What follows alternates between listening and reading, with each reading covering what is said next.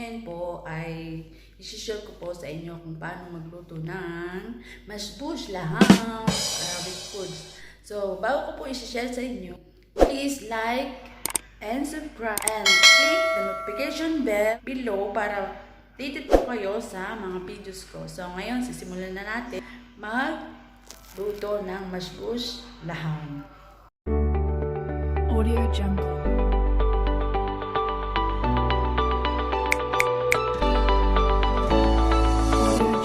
Ang ating mga ingredients. Iniwa ko lang siya ng kalahati ng bawang, sibuyas, kamatis, dahon ng laurel, black lemon, cardamom, tinatawag nilang hell, black pepper, coriander, musmar, cinnamon. Ayan. Tapos, magigisa lang tayo, guys. Magigisa natin yung mga ingredients. Ayan, maglagay tayo ng mantika. Tapos, lalagay natin ang bawang.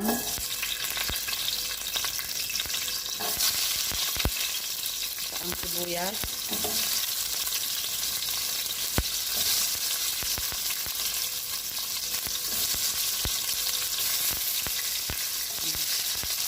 Tapos, yun, ilagay natin yung mga herbs na dry.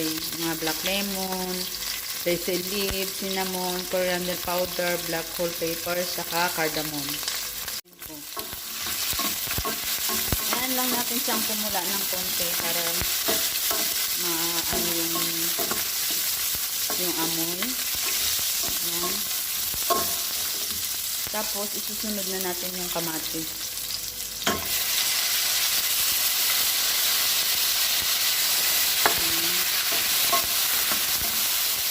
Natin siyang lutuin masyado para yung lasa ng mga ingredients niya mapunta dun sa sa karne. Ayan. Ngayon, isusunod na natin yung tupa. Pwede kong gumamit ng baka, ganun. Ng kahit anong karne, pwede.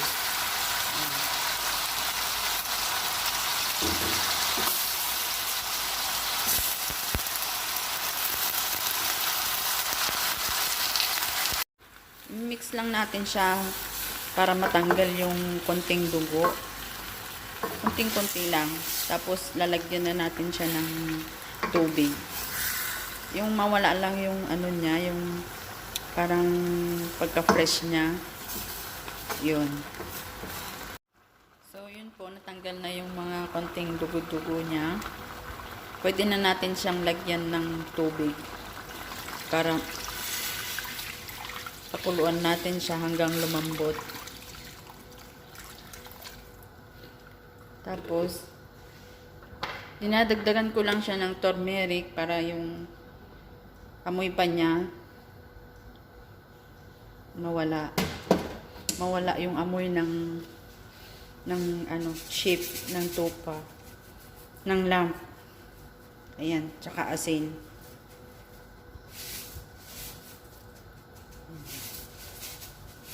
Tapos, hayaan lang natin siyang kumulo hanggang lumambot yung karne. So, mga 2 hours ganun. Yung pong unang kulo ng karne ay may mga ano tawag dito? Dumi-dumi na ganyan. Tanggalin po natin yan para hindi po mag-ano sa kanin pagka ihalo na natin yung tubig. Tubig ng karne. Para hindi po siya maamoy. Kasi yan po yung amoy ng tupa na lumalabas pagka niluluto natin. So, pagtiyagaan po natin tanggalin yung dumi-dumi na yan. Parang baka din. Pagka nagluto tayo ng baka, tatanggalin natin yung mga sebo-sebo niya. Ganyan. Yan. Tapos, ayan lang natin siya. Hanggang lumambot yung karne ng tupa. So, ngayon, tapos na yung 2 hours na pagpapalambot natin sa karne. Ngayon, malambot na siya. Pwede na natin siya ilagay sa oven Ngayon, sasalain natin yung pinaglutuan natin ng karne para sa ating lulutuin kanin. Para naman po sa ating sa ating meat, nagbabad po ako ng rose water saka saparan. So ito, una lagyan natin ng kulay para yung malasa yung rose water niya, kasi yung rose water mabango siya. Ito yung pampasarap ng masbos nila na nilalagay sa karne para maging malasa siya. Ayan.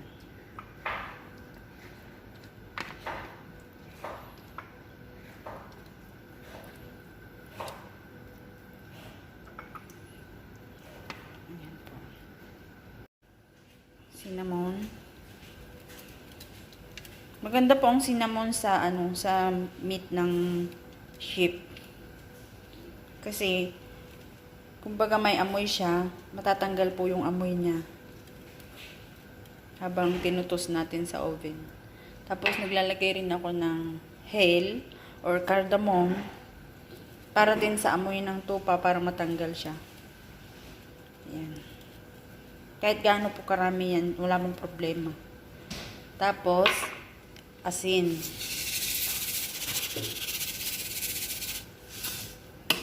Mantika.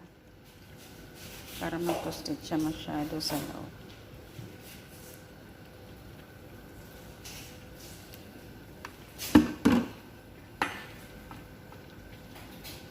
Ito pong sobra nating saparan sa rose water. Pwede nating ilagay dun sa ilalagay natin dun sa kanin pag medyo medyo luto na. Para sa kulay. Pwede na natin ilagay sa oven. Pero yung oven natin dapat mainit na para ready na siya sa toasted natin. Ayan po. Natin ang kanin.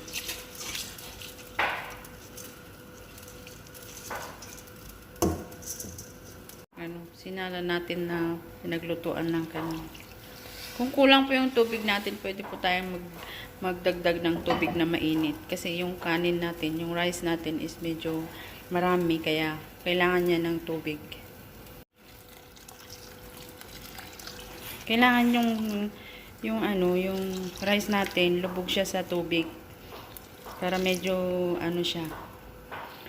Medyo ma-absorb niya yung tubig para sa magandang pagkakaluto ng rice natin. Dadagdag tayo ng asin. Ayan. Hintayin lang natin siyang kumulo, tapos medyo umapaw yung rice natin, tapos isalang na natin dun sa mahinang apoy para maluto siya ng maayos. Ito na po yung kanin natin kanina, yung rice na pwede na natin ilagay yung rose water saka saparan sa ibabaw. Sa gilid lang. Ako naglalagay kasi ayoko nang ma-mix-mix lahat yun. Gusto ko pag dinesignan ko or nilagyan ko ng hiwalay yung kulay tsaka yung sa puti. So yun, pwede na natin ilagay sa mahinang apoy para maluto siya ng maayos. Ngayon naman, lutuin natin yung truffles na para ilagay natin sa ibabaw ng masbos laham natin. Siya kasi nasa inken siya. Kaya pag fresh yan, medyo brown siya na maputi. Pero nasa ken siya, kaya ganyan, umitim siya. So simulan na natin. Una, tanggalin natin yung tubig.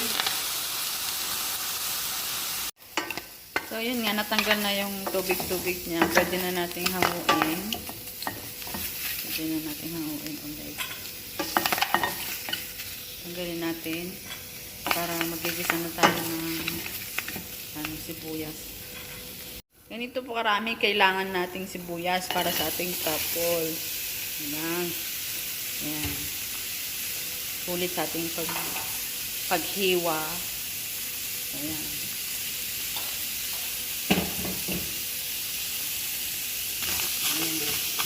Pupulain natin. Huwag natin siyang lagyan ng mantika para madali siyang kumula.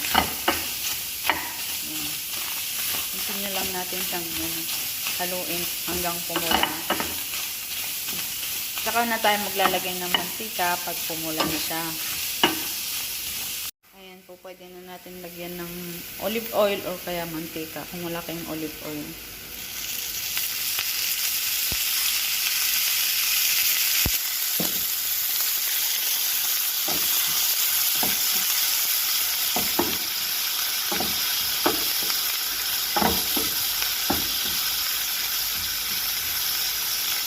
Tapos ibabalik na natin yung truffles.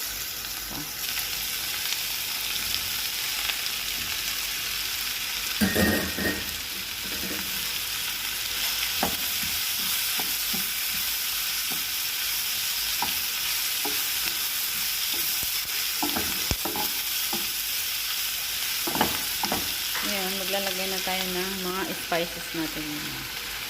Black pepper, Maggi powder, salt, turmeric, coriander powder, curry powder, and cumin powder.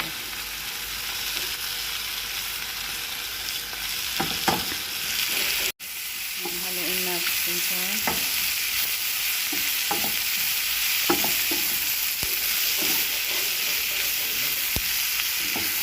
Pag sinamix na natin ng maigi, pwede na natin siyang i-stop yung apoy.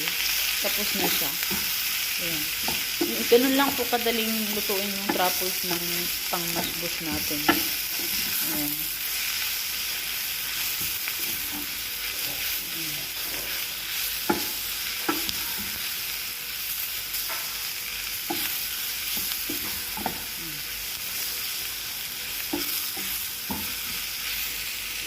So, pwede na siya, guys.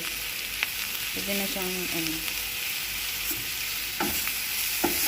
ayan, luto na. Ganun lang kadali. Ganun lang kasimple.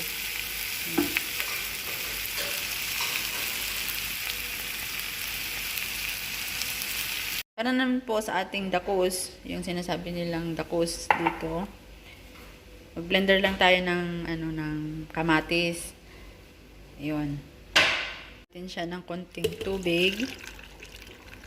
Ayan. Gigisa na natin yung tomato sauce para sa ating masbos laham.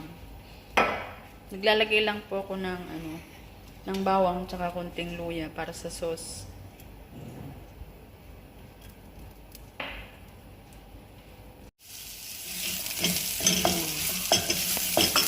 Konting lang. Konting pula lang siya. Tapos pwede na natin ilagay yung na blender na kamatis.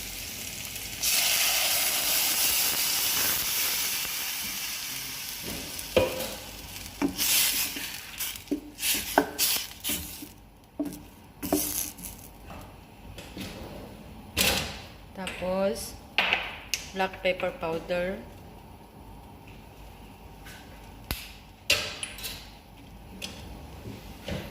Ng tomato paste. Yan, tomato paste.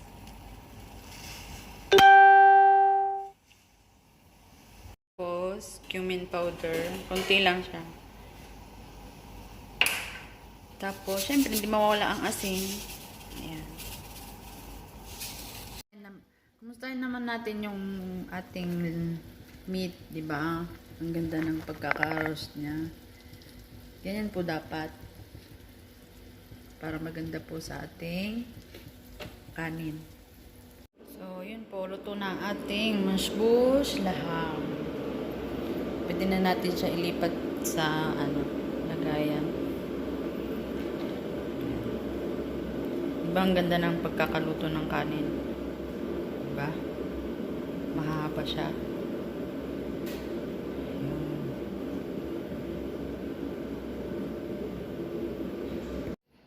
Tapos na po ang ating masbos laham. Ready to serve na po. Ayan. Kuha ng magluto ng masbos laham. In my own version.